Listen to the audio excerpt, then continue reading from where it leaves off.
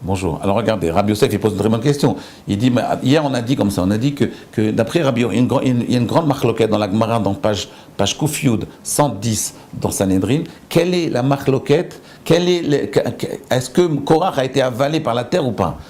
Alors, Rabbi Yochanan dit que tous ont été avalés, les 250 qui l'ont suivi ont été avalés, mais Korach non. Rabbi Yosef. Et on dit pourquoi? Parce qu'en réalité, la faute de Korach était beaucoup plus minime que ce qu'on croit. Pourquoi? Parce que Moshe dit à Korach Rav Lecha, et Dieu, dans Parashat Vayetranan, il lui dit également Rav Lecha. Rashi nous explique pourquoi Dieu lui dit Rav Lecha. Parce qu'il veut lui dire Mida keneged Mida. De la même façon que toi, avec Korach, tu l'as dit Rav Lecha, ça suffit. Rav Lecha, ça dit que ça suffit de vouloir plus. Et bien moi je te dis pareil, ça suffit de vouloir plus. Attends, mais on a posé hier une question, on a demandé, mais je comprends pas. Il ne voulait pas plus. C'était pas du tout comparable, les deux messieurs n'étaient pas comparables. Moshe Rabbeinu, lui, voulait rentrer en Eretz Israël et faire des mitzvot, et Korach, il voulait faire grossir son ego. Ça n'a aucun rapport. On a répondu que non, hier. On a dit qu'en réalité, si on compare les deux Rav Lecha, ça signifie que Korach, il avait exactement les mêmes intentions pures que Moshe Rabbeinu. De la même façon que Moshe Rabbeinu, il voulait rentrer en Eretz Israël pour faire les mitzvot, et c'était uniquement son intention, sans le croire, et bien exactement pareil pour Korach. Il voulait prendre la place du Kohen Gadol pour pouvoir entrer au Kodesh HaKodashim, dans le Saint des Saints, le jour de Yom Kippour, et vivre cette expérience unique. Il ne voulait que ça, il ne voulait pas de kavod, il ne voulait pas d'ego, il ne voulait pas d'argent, il voulait que ça. De toute façon, l'argent, il en avait plein. Rabbi Yosef. Alors pourquoi il a fauté? Alors Rabbi Yosef, il a réagi, il a sauté de son siège hier, il a cassé la caméra, et il a dit, mais je comprends pas, mais c'est écrit, mais fourrage dans Pirkei Avot, quelle différence entre la marloquette Bet Hillel Bet Shammai et la marloquette Hillel Ve'adato? C'est que Bet Hillel Bet Shammai, c'est une marloquette Leshem Shammai, et Korach Ve'adato, Korach et sa bande de voyous, c'est l'eau Leshem Shammai, c'est une marloquette qui n'est pas Leshem Shammai. Alors, il faut savoir, qu'est-ce que ça veut dire pas les Shem Shamaim? Quelle était l'erreur? À quel moment il a fait une erreur, Korach? Quelle était l'erreur de Korach? Est-ce que l'erreur de Korach, c'est d'avoir voulu être Aaron HaKohen, à la place d'Aaron HaKohen? C'est ça l'erreur de Korach. Première question. Deuxième question, qu'est-ce qu'il a amené comme argument? Il a dit oui, si un fil de parce qu'il y a une halakha qu'on doit mettre un fil bleu dans les tzitzit. Donc si tout le tzitzit il est bleu, est-ce qu'on a besoin d'un fil? La question qu'il a demandé à Moshe. Il a dit Moshe oui. Il a dit non. Première question bizarre. Deuxième question, si on a besoin de mettre une mezouza à la porte de la maison, mais s'il y a 10 sifrei Torah dans la maison, est-ce qu'on a besoin de mettre la mezouza? A priori, d'après Korach, non. Qu'est-ce qu'il veut dire par là? Quel est le problème de Korach? Je vais vous le dire. Et là vous allez comprendre un grand principe. Écoutez bien Rabbi Yosef. Très grand principe. Korach, en été, son erreur, c'était la suivante. En réalité, il aurait pu être à la place de Aaron HaKohen.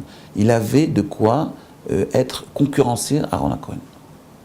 Il avait un très haut niveau spirituel. Il avait une très grande ascendance.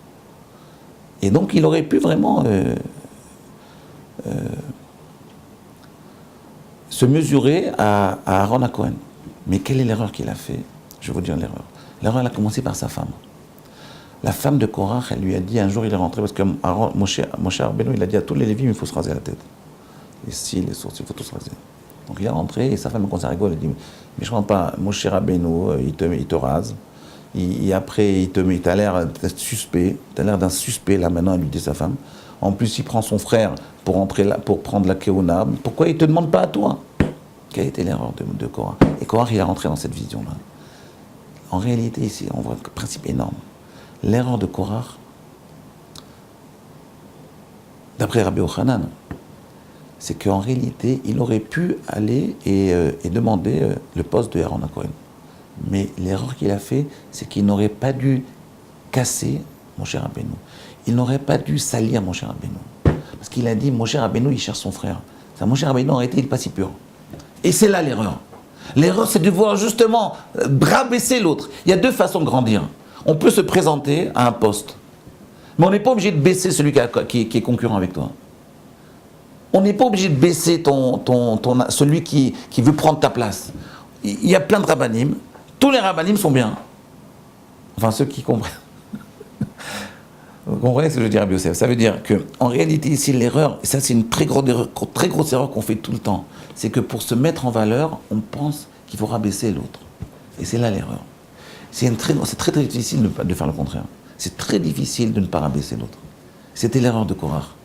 Et Korach a été, où est-ce qu'il a été tué d'après Rabbi Yochanan? Rabbi Yosef, vous savez où? Dans la Magéfa. Il y a une épidémie juste après.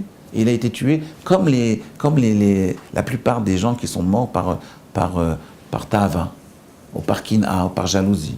L'erreur de Korach, elle n'était pas si énorme. Parce qu'en réalité, il y avait de quoi postuler à ce poste de Aaron HaKohen, à ce poste de Kohen Gadol. Seulement, il n'aurait pas dû baisser, il n'aurait pas dû salir, mon cher Rabbeinu.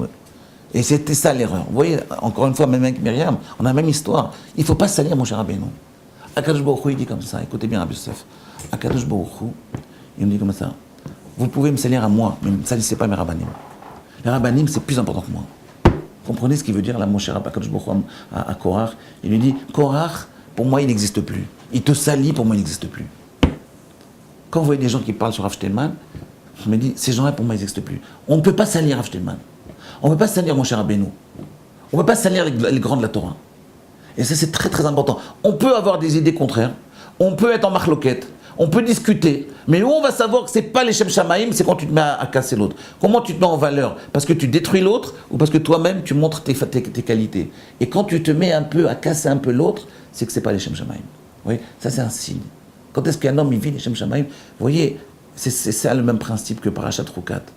Quand on nous dit, mon cher Rabbeinu, il avait un principe énorme, il a dit, vous pouvez créer des nouvelles potentialités en vous, mais une condition. Ne marchez pas sur les autres. Ne salissez pas les autres. Si vous ne salissez pas les autres, alors vous pouvez créer de nouvelles potentialités en vous. Si un homme, il pense à lui-même, il pense à grandir par lui-même, sans casser sur les autres, sans salir les autres, à ce moment-là, il peut grandir. C'est ça l'enseignement de mon cher Rabbeinu dans Memeriva.